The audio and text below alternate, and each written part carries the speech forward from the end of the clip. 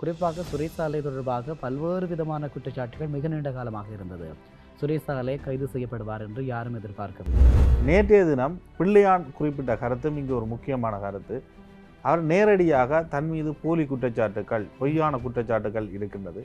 அதே நேரம் எல்லா விடயங்களும் ஜனாதிபதி அன்றகுமார திசாநாயக்காவின் வாய் போன்று தான் அமைந்திருக்கின்றது என்பதை அவர் வெளிப்படையாக கூறி சென்றார்.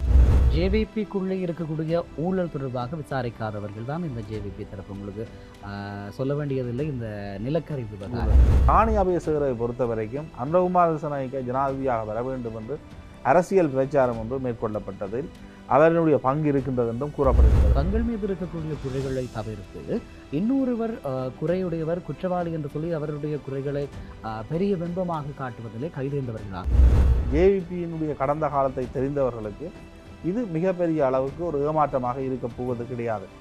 முள்ளிவாய்க்கால் பேரவலத்துக்கு இராணுவத்தை சேர்த்து கொடுத்தவர்கள் தான் இதே ஜேவிபியினர். ஸ்ரீ காளிமாதா ஜோதிடம் உலக புகழ்பெற்ற ஜோதிடர் பண்டித் மகாராஜா. காதல், கல்யாணம், உத்தியோகம், வியாபாரம், கல்வி, குழந்தை பாக்கியம் மற்றும் மந்திர சூனிய பிரச்சனைகளுக்கு நிரந்தர தீர்வு. வணக்கம். இது ஐபிசி தமிழின் தி ஒப்பீனியன். எந்த சமரசமும் இல்லாத 360 பாகைகளுடைய நோக்கு.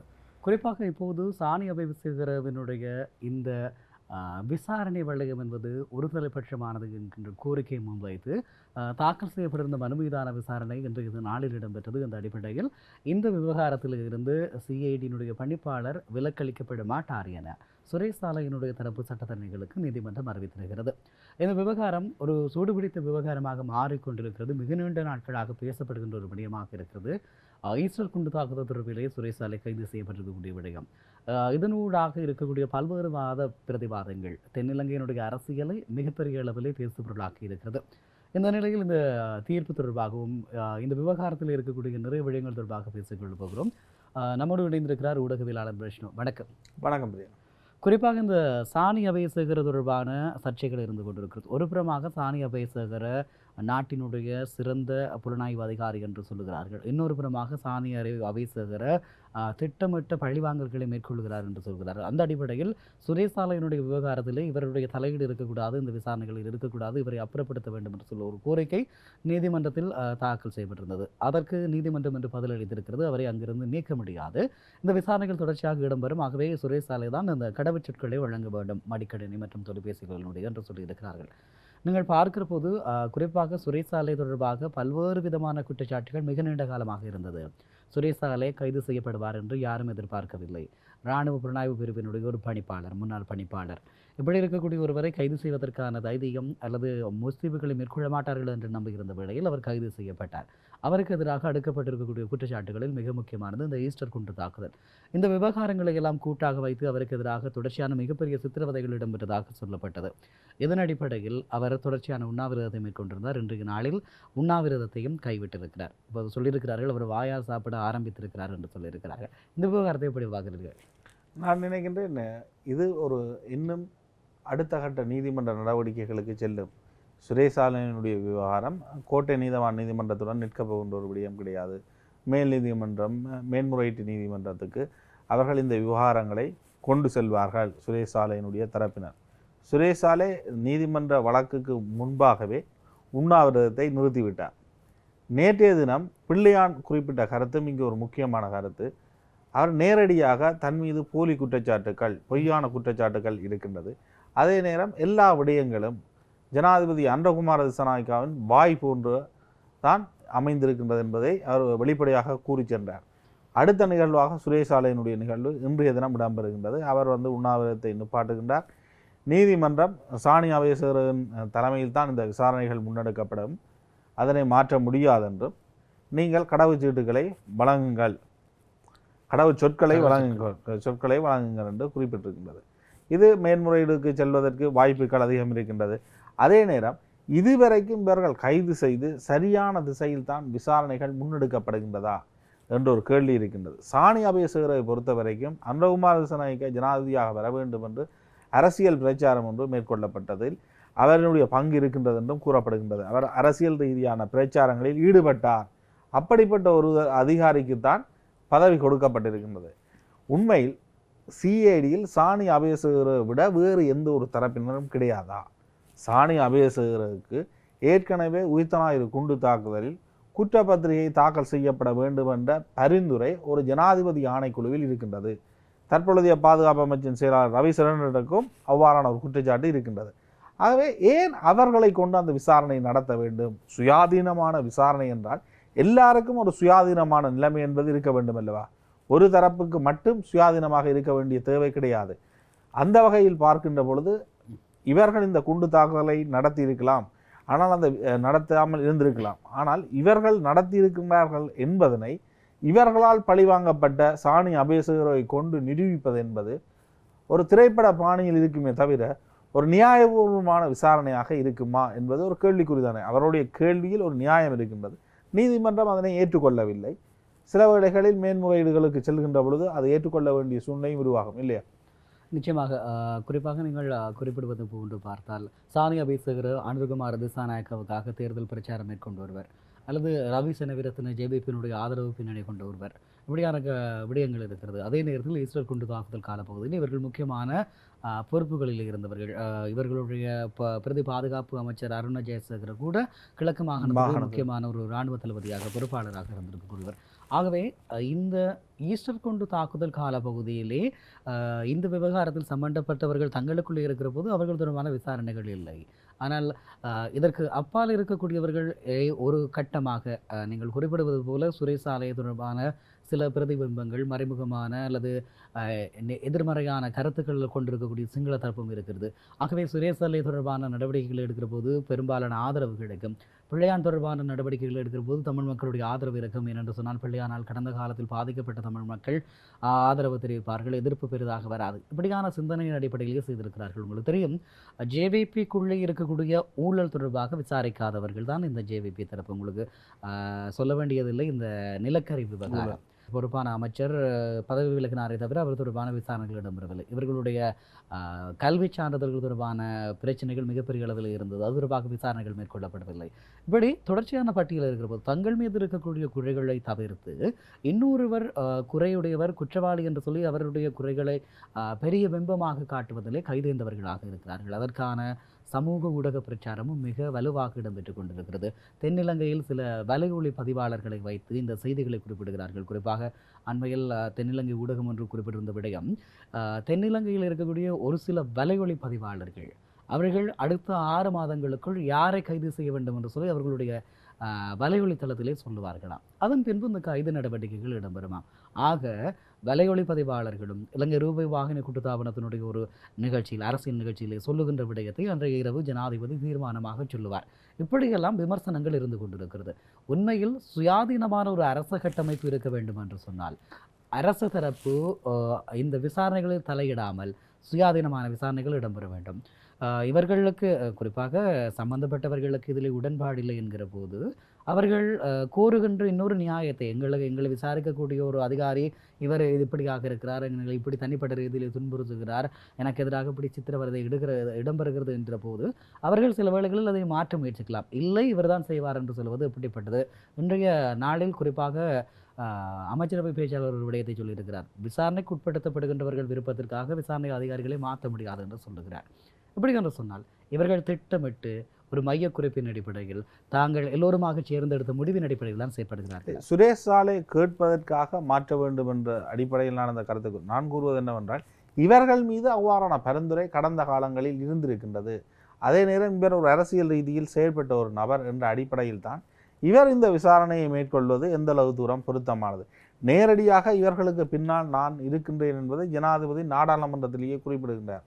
ஆகவே அப்படி பார்க்கின்ற பொழுது இது ஒரு அரசியல் ரீதியிலான தீர்மானமா அல்லது சட்டத்தை அமுலாக்குகின்ற துறைகள் மேற்கொள்ளுகின்ற விசாரணைகளா என்பது ஒரு கேள்விக்குறியாக இருக்கின்றது அல்லவா? சாதாரணமாக சட்டத்தை அமுல்படுத்துவதாக இருந்தால் அனைவரின் மீதும் அந்த சட்டம் ஒரே விதமாக அமுல்படுத்தப்பட வேண்டும். முன்னாள் சபாநாயகர் வீதி விபத்து ஒன்று ஏற்படுகின்ற பொழுது அவரை மருத்துவ பரிசோதனை செய்கின்றார்கள், அவர் குடித்திருக்கின்றாரா இல்லையா என்பதை நீண்ட மணி நேரத்துக்கு பின்பு. ஆகவே இவர்கள் சட்டத்தை அமுலாக்குகின்ற விடயத்தில் ஒவ்வொருவருக்கும் ஒவ்வொரு மாதிரி நடந்து கொள்ளுகின்றார்கள்.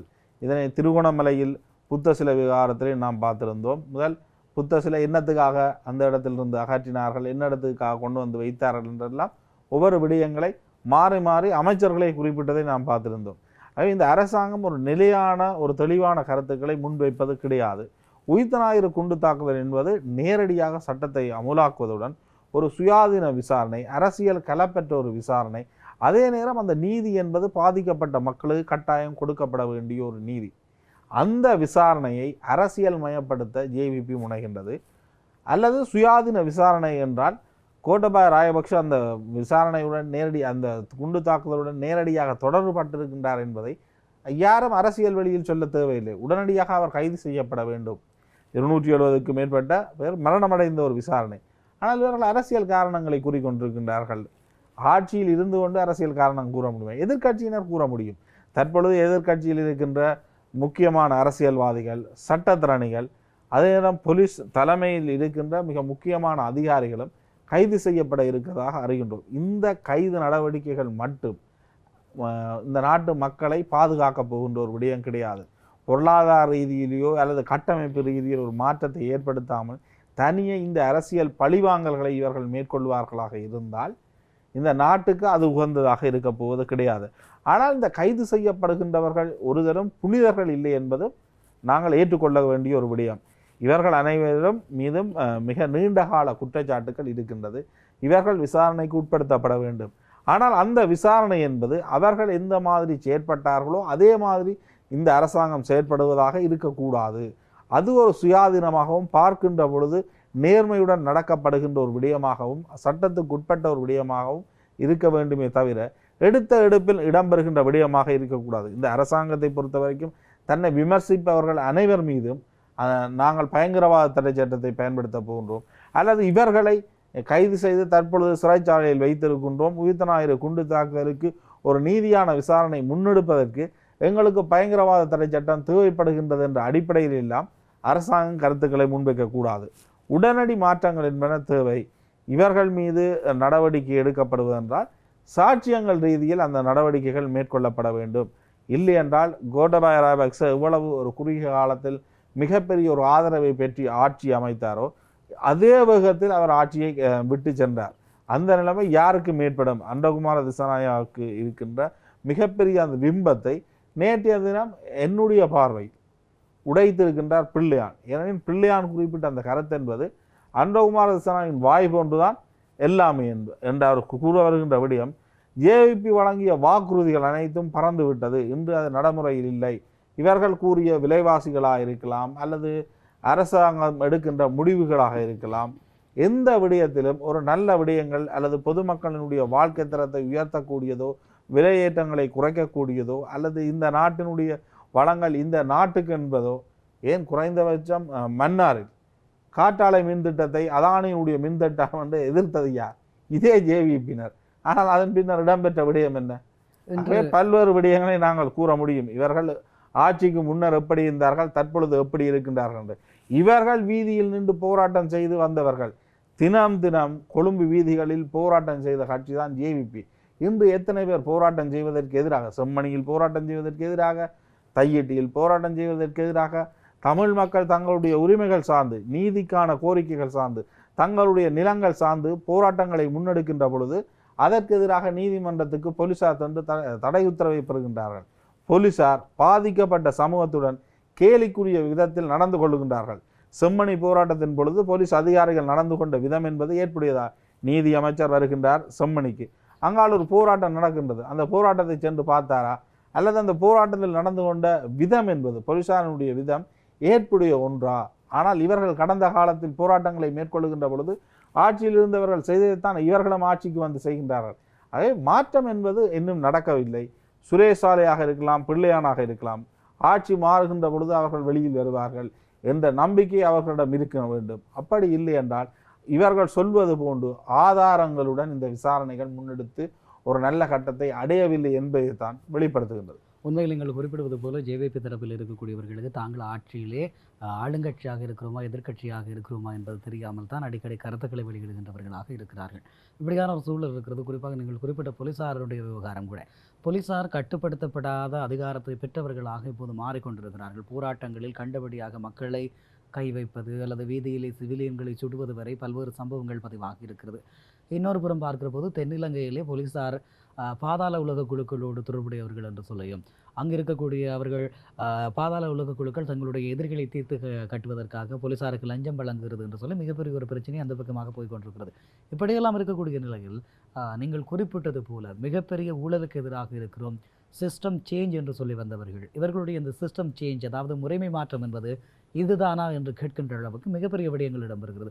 ஒரு உதாரணத்துக்கு சொல்லிக்கொள்ள வேண்டுமாக இருந்தால் வைஸ் அட்மிரல் காஞ்சன பனாகோட்டை ஒரு போர்க்குற்றவாளியாக பலராலும் கூறப்படக்கூடிய ஒருவர், கடற்படையினுடைய தளபதியாக இருந்தவர். அவர் ஓய்வு பெறுகிறார் என்பதற்காக அவர் அட்மிரலாக மாற்றப்பட்டிருக்கிறார். அவர் தொடர்பான விசாரணைகள் இல்லை. ஆக கடந்த காலங்களில் இருந்த அரசுகள் செய்கிற போது இவர்கள் இப்படித்தான், இவர்களுடைய அடிப்படை இதுதான் என்று சொல்லி நாங்கள் கடந்து போகலாம். ஆனால் இப்போது இருக்கக்கூடிய இவர்களும் பல வாக்குறுதிகளை அள்ளி வீசிவிட்டு இப்படி நடந்து கொள்கிறார்கள் என்கிற போது இவர்கள் சில நியாயமான விடயங்களை செய்ய முற்பட்டாலும் அதுவும் கூட மிக மோசமான இவர்களுடைய இந்த விவகாரங்களோடு ஒன்றித்து போய்விடும் இல்லையா? பெரிய அளவுக்கு மாற்றமில்லை. இந்த அரசாங்கம் நல்ல அரசாங்கம் அல்லது தமிழ் மக்களுக்கு ஏதாவது ஒன்றை செய்யும் என்று நம்பியிருந்த மக்களுக்குத்தான் ஏமாற்றம். ஜேவிபியினுடைய கடந்த காலத்தை தெரிந்தவர்களுக்கு இது மிகப்பெரிய அளவுக்கு ஒரு ஏமாற்றமாக இருக்க போவது கிடையாது. முள்ளிவாய்க்கால் பேரவலத்துக்கு இராணுவத்தை சேர்த்து கொடுத்தவர்கள் தான் இதே ஜேவிபியினர். அது மட்டுமல்ல, அந்த போராட்டத்தை தமிழ் மக்களுடைய உரிமை போராட்டத்துக்கு எதிராக சுனாமி பேரலை ஏற்பட்டு மக்கள் வீதியில் இருக்கின்ற பொழுது அதை மீள் கட்டமைப்பதற்கென சந்திரிகாவே ஏற்றுக்கொண்ட ஒரு திட்டத்தை இடைக்கால நிர்வாக அழகென்ற அந்த ஆட்சி முறைக்கு எதிராக நீதிமன்றம் சென்று அதனை இல்லாமல் செய்தவர்கள்தான் இந்த ஜேவிபியினர். வடகிழக்கு இணைப்பை இல்லாமல் செய்தவர்கள் நீதிமன்றம் சென்று இவர்கள். ஆகவே எந்த வகையில் ஜேவிபியினை தமிழ் மக்கள் நம்பலாம் என்பதுதான் கேள்வியே தவிர, ஜேவிபியினை நாங்கள் நம்பினார்கள், அவர்கள் ஏமாற்றி விட்டார்கள் என்று சொல்வது ஒரு மடமைத்தனம் இல்லையா? நிச்சயமாக ஜேவிபியினுடைய கடந்த கால விவகாரங்கள் தொடர்பாக, அவர்களுடைய நடத்தைகள் தொடர்பாக நீங்கள் சொன்னபடி எங்களோடு குறிப்பாக 2 ஆண்டுகளில் 2.5 லட்சம் சிங்கள இளைஞர்களை இராணுவத்திற்கு இணைத்துக் கொடுத்தவர்கள் இவர்கள். இன்னும் சொல்லிக்கொள்ள வேண்டுமாக இருந்தால் 2008 கால பகுதியில் மஹிந்த ராஜபக்சவினுடைய ஆட்சி கவலப்போகிறது என்கிற போது அவர்களுக்கு பாதீட்டுக்கு ஆதரவு வழங்கியவர்கள் இவர்கள். இப்படி நிறைய சொல்லிக்கொண்டு போகலாம். ஆக தங்களுடைய தோழர்களை கொன்ற இராணுவத்தினரையே கௌரவிக்கின்ற ஒரு தன்மையை கொண்டிருப்பார்கள் என்று சொன்னால் தமிழ் மக்கள் எப்படியான நீதியை இவர்களிடம் எதிர்பார்க்க முடியும் என்கின்ற கேள்வியையும் பலரும் முன்வைத்துக் கொண்டிருக்கிறார்கள். இது தொடர்கதையாகத்தான் இருந்து கொண்டிருக்கிறது. தொடர்ந்து வருகின்ற அரசியல் நிலவரங்களையும் தொடர்ந்து வருகின்ற நாட்களில் பேசலாம். நன்றி பிரஷ்னு, உங்களுடைய நேரத்தை பகிர்ந்து கொண்டதுக்கு. நன்றி நேயர்களே. இன்றைய நாடில் பேசி இருக்கிறோம் சுரேசாலை விவகாரம், பிள்ளையான் விவகாரம், ஜேவிபி அரசனுடைய நடவடிக்கைகள், இது மாத்திரமில்லாமல் நீதிமன்ற தீர்ப்புகள், இதன் மூலமாக கிடைக்கக்கூடிய அனுகூலங்கள் தொடர்பாகவும் பேசியிருக்கிறோம். மற்றொரு காணொலியில் உங்கள் அனைவரையும் சந்திக்கிறோம். வணக்கம். ஸ்ரீ காளிமாதா ஜோதிடம் உலக புகழ்பெற்ற ஜோதிடர் பண்டித் மகாராஜா. காதல், கல்யாணம், உத்தியோகம், வியாபாரம், கல்வி, குழந்தை பாக்கியம் மற்றும் மந்திர சூனிய பிரச்சனைகளுக்கு நிரந்தர தீர்வு.